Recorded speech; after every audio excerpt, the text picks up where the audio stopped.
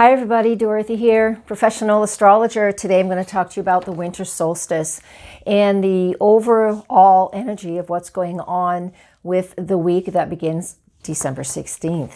So we have a lot to talk about because there's a lot going on behind the scenes these days, and I'm going to fill you in on that and how we can use the remaining time that the sun is in the sign of Sagittarius to be very productive. So once it gets into Capricorn, we're really able to take our hopes, dreams, ideas, thoughts, and wishes and start creating some things that are very strong and very concrete. All right, I'm going to fill you in on all of that in just a moment. Don't go anywhere. I'll be right back.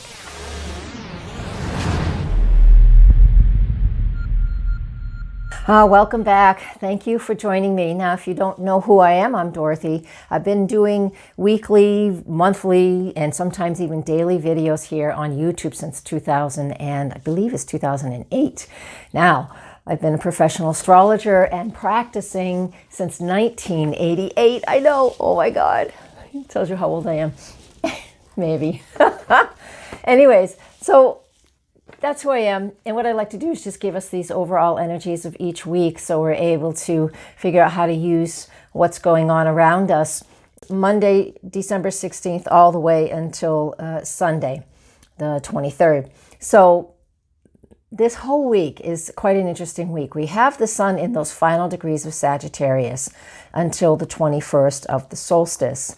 Now, what that represents is opportunities for us to feel very much in alignment with who we are. Sagittarius energy is exciting and enlightening, and it wants to hear the truth, express the truth, and know the truth. It's a fire sign, so we can really, immutable fire sign as a matter of fact, so we can really feel like we want to step up and learn something or expand and grow and understand. And these are the energies that we'll feel as the sun is making his final movement through the very end of Sagittarius.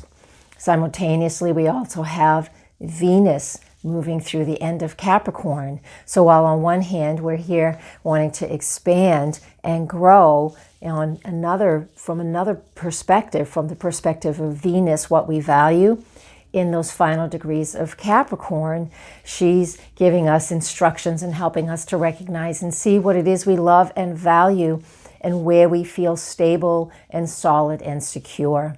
All of these things are going on simultaneously. We're also in the waning lunar phase.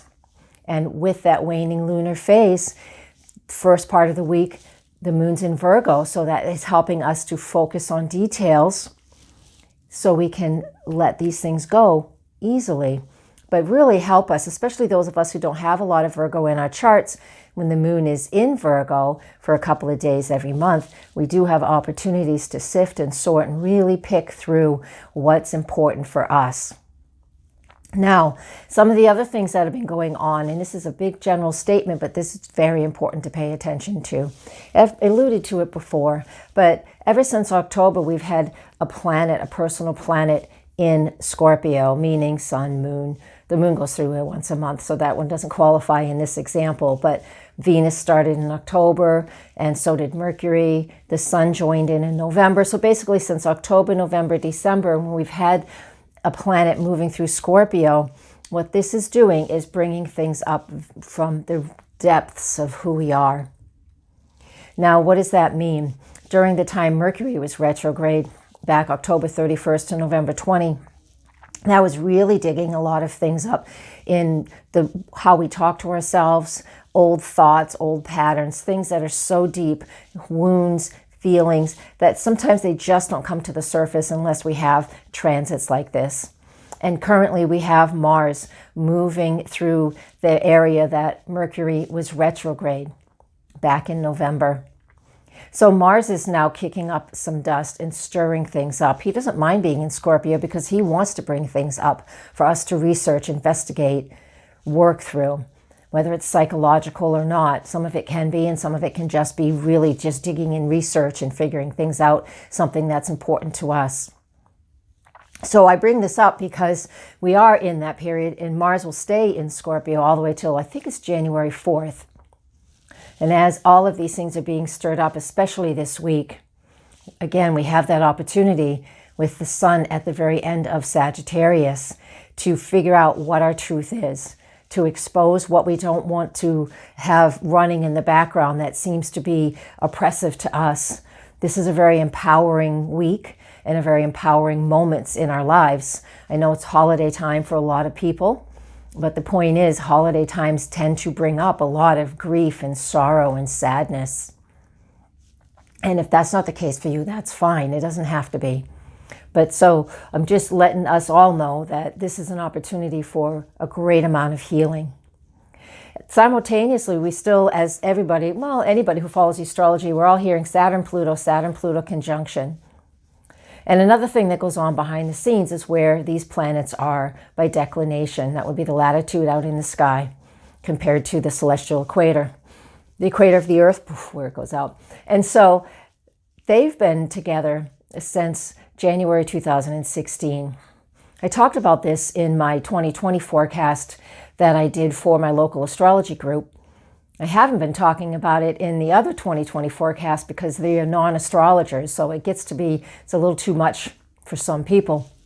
But needless to say, even if you don't know what that means, basically Saturn and Pluto, as well as a few of the other planets, are all connected together by where they are out in the sky by their declination.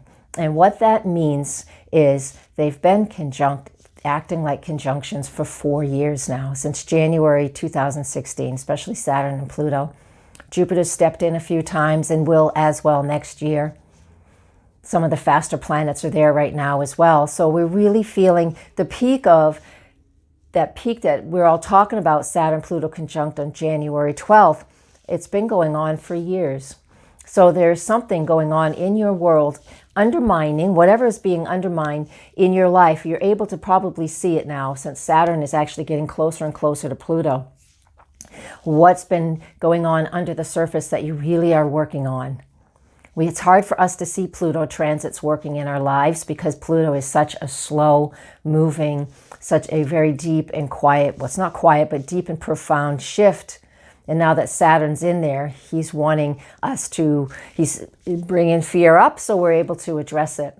And it's not about stepping into fear and becoming fearful again. It's about facing your power, your strength, your truth, and taking steps towards what makes you feel really strong and comfortable. What else do I want to talk about? Ta-da, the winter solstice. The sun enters the sign of Capricorn, and that is December 21st at 11:19 p.m.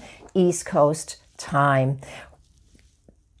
Simultaneously, we're finishing up a lunar cycle. So we're beginning a new shift by the sun entering a new sign, a new cardinal sign.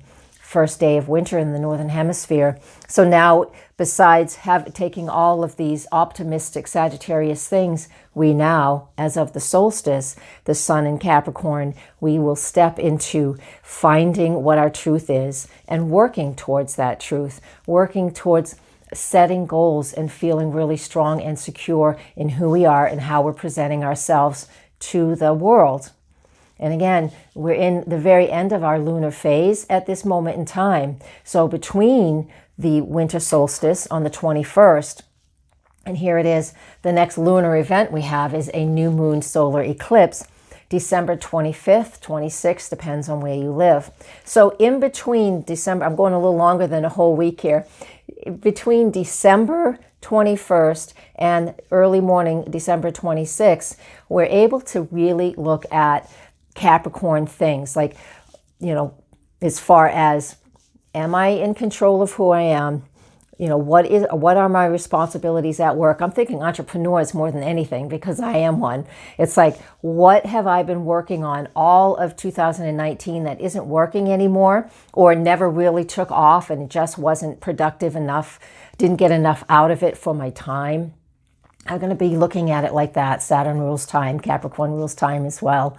So this gap between the 21st and that new moon solar eclipse on the 25th and 26th of December is opportunities here for us to really figure out what's working, what is in our core group, who and what works for us in the way that we want to put ourselves out into the world as the authority person that you are at what it is that you are doing.